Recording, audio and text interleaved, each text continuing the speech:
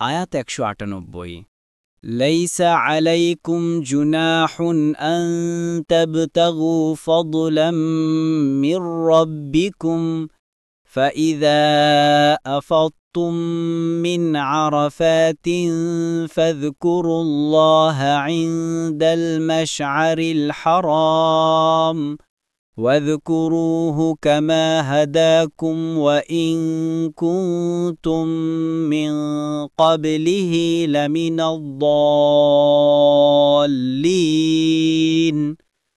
অনুবাদ তোমাদের রবের অনুগ্রহ সন্ধান করাতে তোমাদের কোনো পাপ নেই।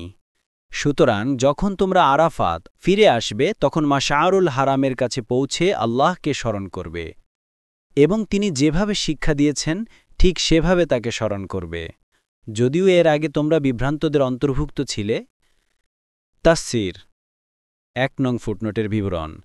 বিভিন্ন বর্ণনায় এসেছে, জাহিলিয়াতের যুগে ওকাজ, মাজান্না ও জুল মাজাজ নামে ৩টি বাজার ছিল।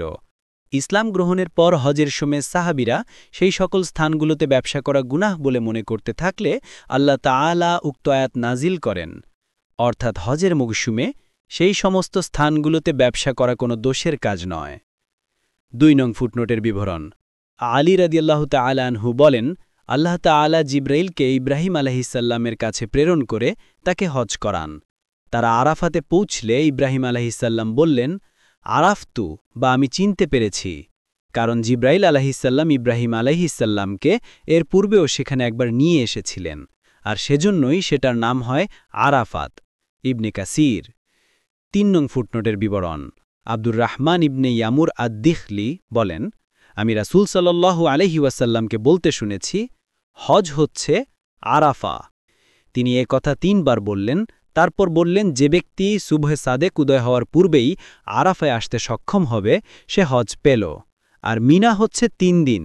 সুতরাং যদি কেউ ২ দিনে তাড়াতাড়ি করল তার কোনো পাপ নেই, আর যে ব্যক্তি বিলম্ব করল তারও কোনো পাপ নেই।